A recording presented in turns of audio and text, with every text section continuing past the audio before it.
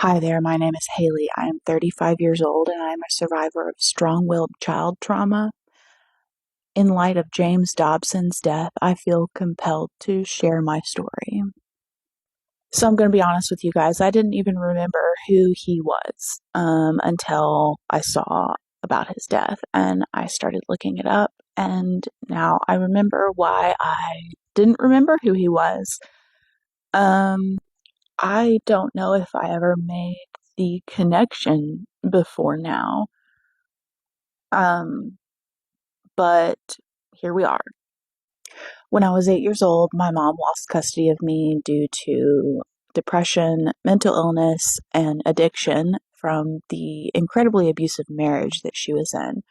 She was pretty much incapacitated, and I was alone taking care of myself and my 4-year-old sister. So at the end of 1998, my dad got custody of me, and I was placed with him and his girlfriend at the time. This girlfriend was a friend of my parents from high school. They knew her very well. I knew her very well. She was my babysitter growing up. Now, my parents were never religious. My mom, very spiritual. My dad introduced me to White Zombie when I was like 6 years old. So you can imagine how spiritual he actually is. But this new stepmom got us going to church, which was fine. I had a social group and people to see. I didn't mind so much. But I remember the first time that she gaslit me. I was sitting in the living room of my dad's duplex, sitting in the floor with my back to the couch, which was across the room from the hallway. My stepmom walked through the kitchen, through the living room, into the hallway, and when she did, she shoulder checked the doorway pretty hard. She immediately turned around and started screaming at me.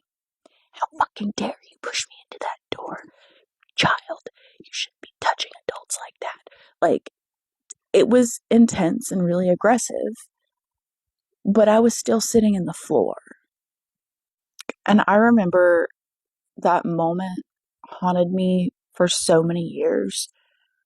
I thought maybe I did get up and push her and didn't remember it, but that didn't make sense either because I didn't feel any kind of negative way towards her at all. But stuff like this started happening regularly where she would claim I was doing things that I didn't think that I was doing, but I wasn't sure, like rolling my eyes or stomping around, which that also didn't make sense because our floors were concrete. So, but all the same, anytime I would do something she would perceive as even remotely disobedient, I would be punished, however she saw fit in the moment, and then she would tell my dad, who would then expected to give me a belt beating when he came home. So it was around this time that my stepmom started seeking therapy because I was such a bad kid. For context, this was me. Do I look like a bad kid? So it was around this time that we started going to therapy. My stepmom found a therapist through Focus on the Family. Her name was Jane, and she got me journaling. She would review my journal entries at our meetings and talk to my parents. And every single time, my stepmom would start crying about how rebellious and defiant I was. Um, and I was very confused because I didn't feel defiant. I was an introvert. I wanted to read and do origami all day. Like, that's all I wanted to do.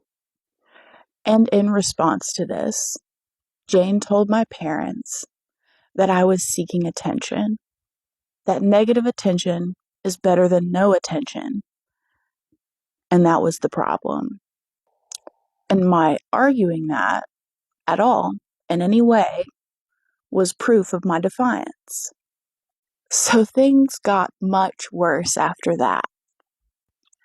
I don't know how much I can tell TikTok about what happened, but I'm telling you guys, if I walked wrong, she would kick the back of my knees to make me fall. She broke at least 3 hairbrushes across my face.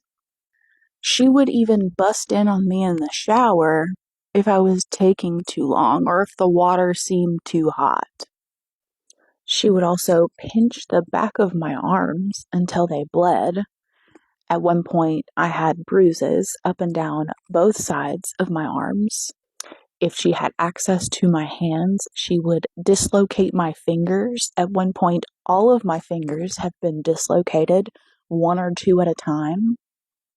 And I don't know if you guys can see this crater scar on my forehead.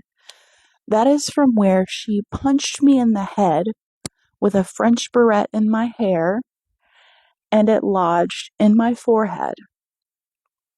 And when I started bleeding, she yelled at me for bleeding. My last day at my dad's, she held a fork to my throat and told me that if I made my father choose, he would choose her. I lived in this for 8 years. My dad knew about 90% of it. I told him as much as I felt comfortable with telling him in a letter when I ran away at 16. And he stayed married to her for 3 more years. She left him after cheating on him with another man. And I remember many conversations about the book, The Strong-Willed Child. And I'm not going to read any of those excerpts on here because I don't know if I can. Not because of TikTok, but because it's so horrifying the way they villainize children. I don't understand why we aren't addressing this because I know I'm not the only one.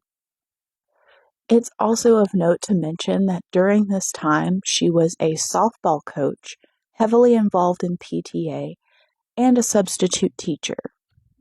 So if you are in Middle Tennessee and was ever in contact with this woman, that's her. Christy Clarity Rosen, I will never forget what you did to me. Never. And I hope that it haunts you for the rest of your miserable life.